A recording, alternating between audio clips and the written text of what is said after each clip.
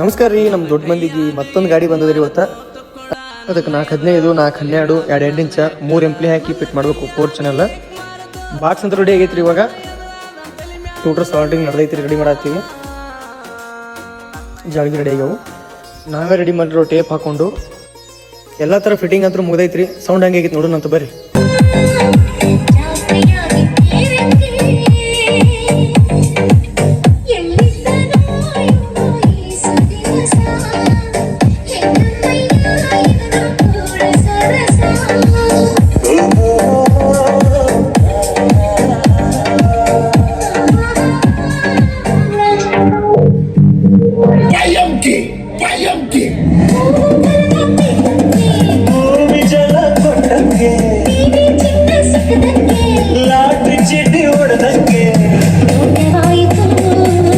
ಇಷ್ಟವಾಯಿತು